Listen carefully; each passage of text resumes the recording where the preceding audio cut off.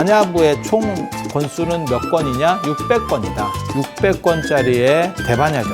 이 책이 반야 공사상, 우리가 알고 있는 공이라고 하는 그러한 개념들의 핵심이 이 책에서 나오는 건데 읽으려니 깝깝하지. 그러면 이걸 어떻게 해야 될까에 대해서 사람들이 고민하기 시작해요. 안녕하세요.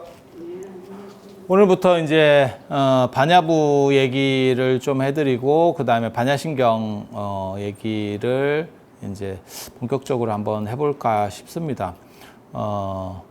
반야부라고 하는 경전이 있는데, 그러니까는 대승불교에서 가장 어떻게 보면 핵심적인 경전에 반야경 말고 반야부는 반야경 계열을 전부 합쳐놓은 거.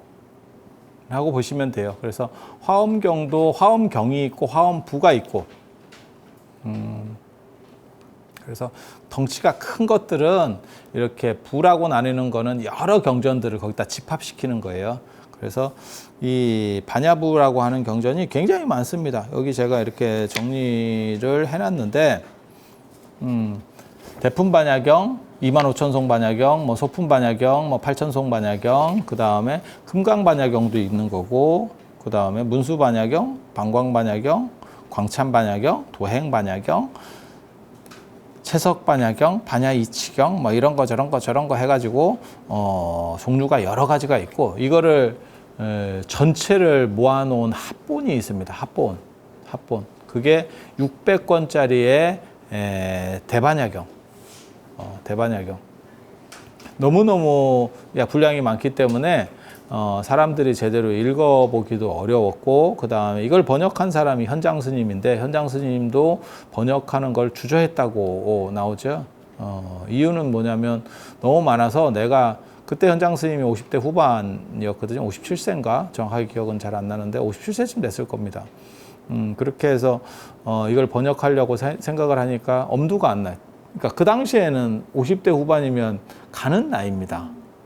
제가 그런 얘기 하잖아요. 신사임당이 47에 돌아가셨고, 율곡도 49에 돌아가셨고, 뭐 이런 정도니까 50대를 살았다는 것도 오래 산 거예요. 옛날이니까. 조선시대 때도 그런데 이 장반은 지금 당나라 때 사람인데, 600년대 사람인데, 굉장히 오래 사는 거예요. 그러니까 내가 이걸 다 번역 못하고 죽을 것 같은데? 이러니까, 그러면 차라리 그냥 축약본으로 우리가 읽으면서, 번역하는 거하고 읽는 거하고는 다르죠. 읽는 거는 시간이 그렇게 많이 안 걸리잖아요. 번역은 일일이 그걸 다 작업하려고 그러면 일이 굉장히 많은 거고, 그렇잖아요. 책 한 권을 읽는 시간하고 책 한 권을 번역하는 시간하고는 비교가 안 되죠. 그러니까, 이거를 우리가 읽어서 요약본으로 하나를 만들자. 중요한 것들만 쫙 추려가지고 요약본을 만들자. 라고 제자들하고 협의를 했대요. 그래서 오케이를 하고, 그날 저녁에 꿈을 꾸니까 벼랑에서 떨어지고, 뭐 괴물이 쫓아오고, 맹수가 쫓아와서 뭐 이렇게 공격을 하고, 뭐 이런 꿈을 꿨대요. 그래서 그 다음날 현장 스님이 이건 좀 아닌 것 같다. 이게 부처님의 뜻이 아닌 것 같다. 이렇게 해서 전부 다 번역하기로 제자들하고 다시 얘기를 했죠. 그러면서 뭐라 그러냐면, 이게 만약에 부처님의 뜻이 맞다면 내가 이걸 번역하기 전에는 죽지 않을 거다. 열반하지 않을 거다. 이렇게 얘기를 했다는 거죠. 그렇게 그랬더니 제자들이, 이제 선생님이 마지막 어떻게 보면 삶의 여로에서 내가 이게 원력 사업으로 끝까지 해보겠다 이러고 돌아가시겠다라고 말하니까, 그걸 뭘 어떻게 말리겠어. 그러니까 그럼 그렇게 하시지요. 라고 하니까, 그날 밤 꿈을 꾸니까 보살이 나타나고 부처님이 나타나서 이마를 만져, 이렇게 인도식으로 말하면 머리를 쓰다듬어 준다는 게, 그게 수기를 준다. 그다음에 넌 참 기특하다, 착하다, 이런 거예요. 이 정수리하고 이렇게 이제 그런 걸 보고 이제 마정수기라고 하거든요. 정수리를 만지는 수기. 넌 참 잘했다. 딱 이렇게. 그렇게 해서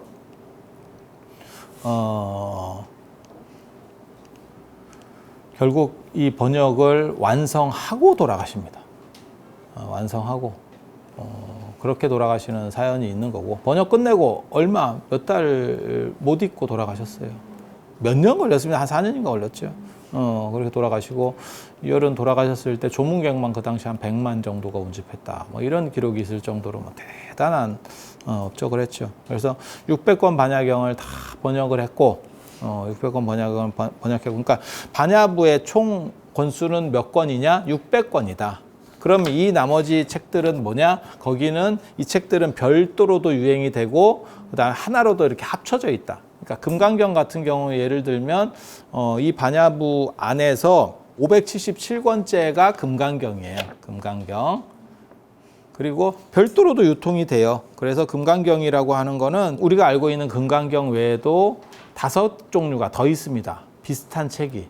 그런 걸 보고 이역이라 그래. 이역이라고 하는 거는 다른 번역본. 다른 번역본.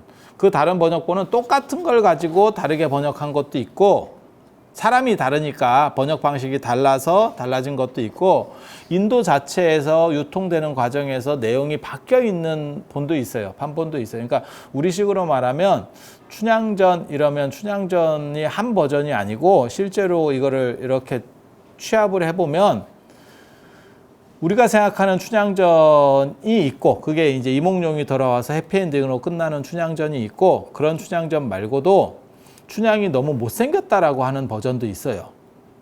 그래서 이몽룡이 도망가는 거지. 그런 스토리도 있고, 그 다음에 이몽룡이 끝까지 안 돌아오는 춘향전도 있습니다. 어떻게 보면 현실적인 춘향전이에요.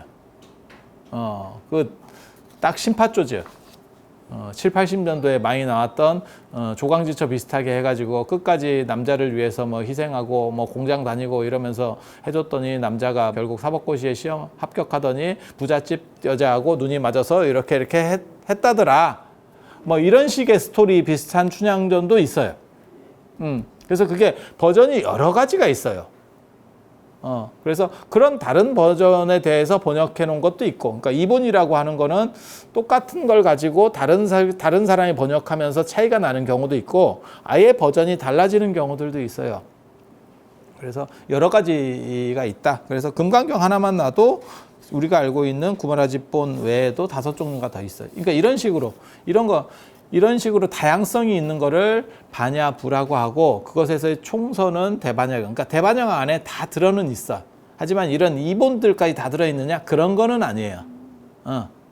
정본 세트.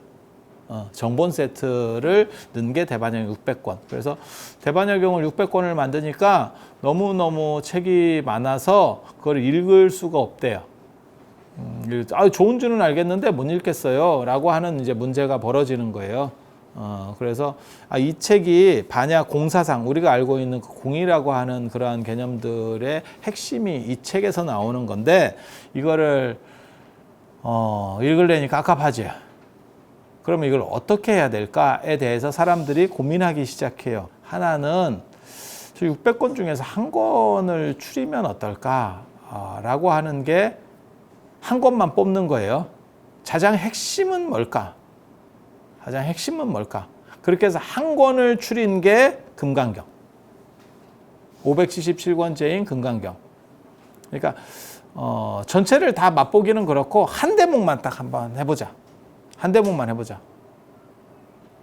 그런데 이제 문제는 이렇게 한 대목만 하면 그 전후를 알 수가 없는 거예요. 코끼리 아니 뭐 장님 코끼리 만지듯이 한 부분만 만지기 때문에, 코끼리 중에서 제일 중요한 건 어디냐라고 했을 때 뭐 상아, 예를 들면 코끼리 하면 가장 상징이 귀, 상아, 코 뭐 이런 거 아니겠어요? 그래서 그 중에 뭐 상아 단가가 제일 비싼 게 상아니까 상아라고 치고 상아를 만져봤어. 그러면 이게 코끼리 이러면 이제 문제가 될 수도 있잖아요.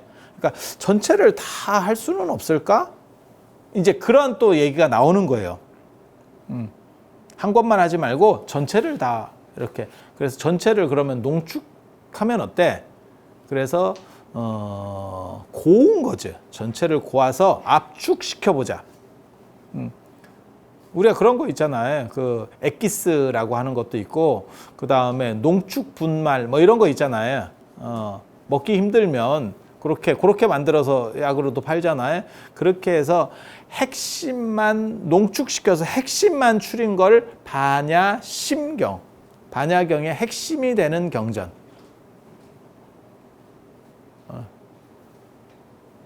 280자 반야신경.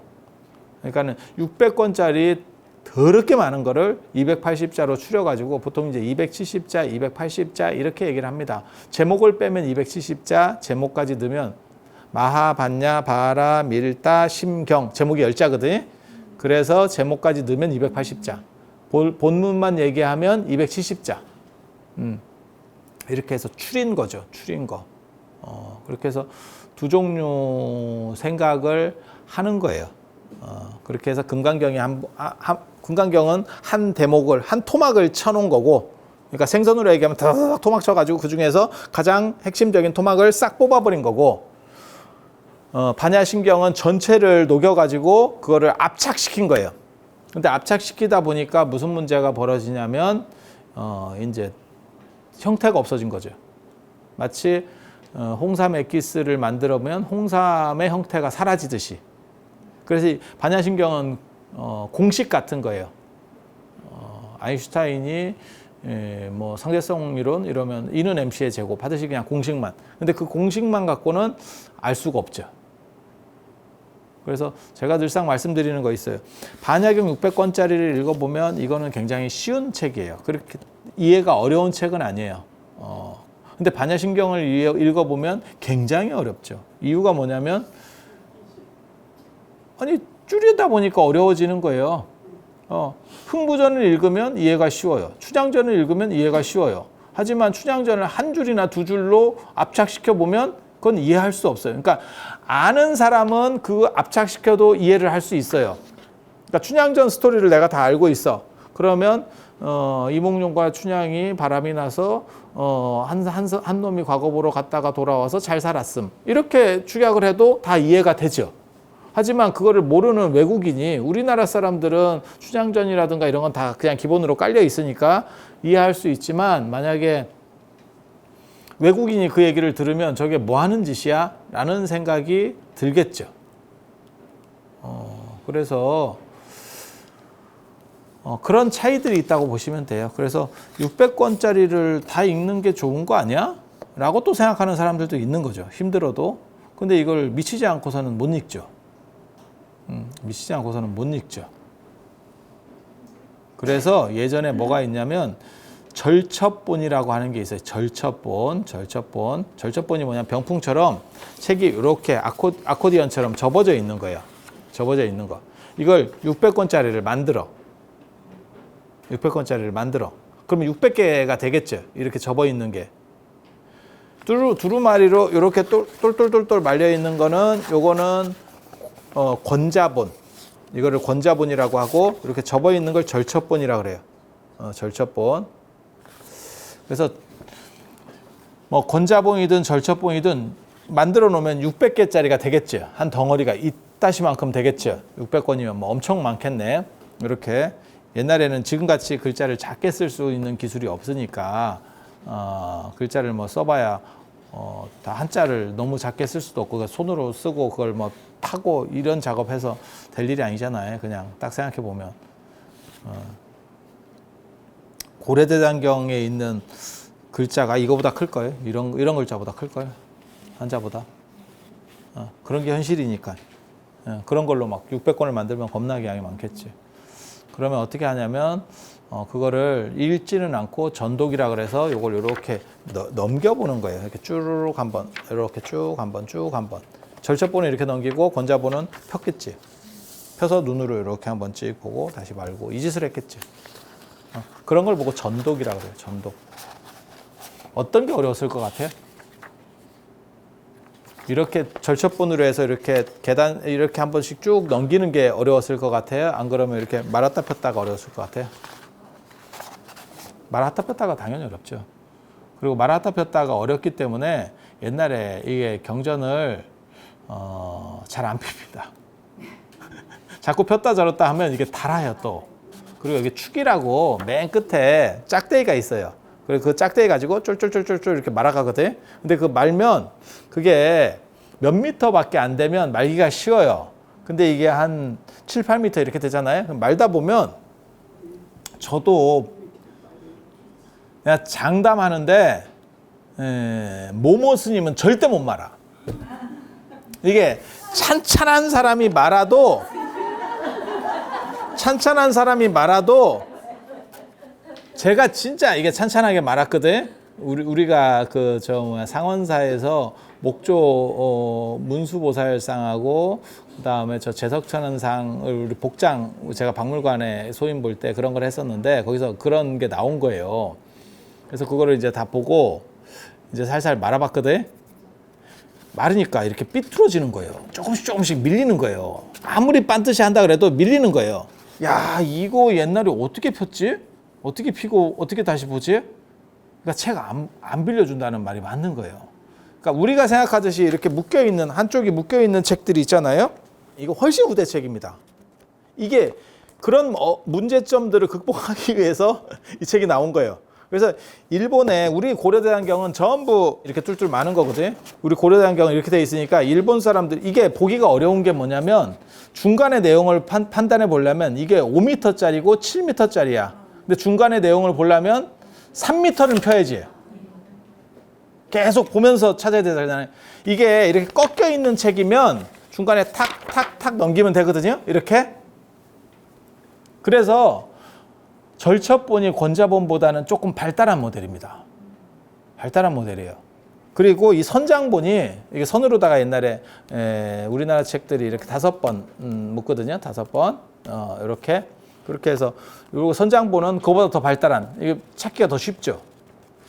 이건 뭐 그냥 보나만 하잖아. 이렇게 찾기가 더 쉽잖아. 그래서 이렇게 발전하는데 일본 사람들이 우리나라에서 그 고려 말에 왜구들이 와서 고려 불화도 뜯어갔지만 고려 불화가 그 아미타 부처님 그 다음에 관세음 보살 또 이런 것들이 많이 뜯겼거든요. 많이 지금 남아 있거든요. 이유가 뭐냐면 그게 메인 불화가 아니었을 거라고 저는 추측을 하거든요. 뜯어갈 수 있는 건 그 당시에는 메인 불화는 벽에다 직접 그렸어요. 그건 못 뜯어가죠. 그리고 그거는 대부분 아미타 부처님 그림 같은 경우는 아미타 내용도인 경우가 많아요. 그래서 제를 지내는 쪽에서 그림들이어서 그런 것들은 아마 별도로 이렇게 이 두루마리 같이 해서 족자로 해서 이렇게 내렸을 거거든요. 그러면 가져가기가 쉽죠. 또록 말아가지고 이 사람들이 가져가기가 쉽죠. 상대적으로. 그래서 왜 아미타불하고 관세음 보살 이런 그림들이 많으냐라고 하면 그런 것들은 벽에 붙이는 방식으로 돼 있었을 거고 그 다음에 메인 그림들은 전부 벽에다 직접 그리는 방식이었을 거예요. 그리는 방식은 지금은 벽에 있는 것도 뜯어갈 수 있는 기술이 있어요. 근데 옛날 외구가 그런 기술이 어디 있겠어요. 그리고 그건 훔쳐가는데 그걸 야 이거 잘 해서 뜯어봐. 이건 불가능하거든요. 아니 그렇잖아요. 우리가 훔쳐간다고 생각해도 벽에 있는 거 어떻게 뜯어가. 그래서 사람들이 뭐라고 그러냐면 고려 말에 아미타 신앙이 많이 유행한 거 아니야? 이렇게 얘기하는 사람들도 있거든요. 왜냐하면 유물 남은 게 그게 많으니까. 근데 저는 생각이 완전히 달라요. 뜯어가기 쉬운 것만 가져가서. 근데 그 사람들이 불화만 가져간 게 아니고 경전도 가져갔거든요. 불화가 단가가 셀까요? 경전이 단가가 셀까요? 그 당시는 경전이 좀 세지 않았어요. 응? 어때? 아니 그냥 찍어봐요. 어떻게 더 중요할까요? 스님들 중에서 암기력이 비상한 사람들이 있었어요. 암기력이 비상한 이유가 뭔지 아세요? 한자를 몰라서.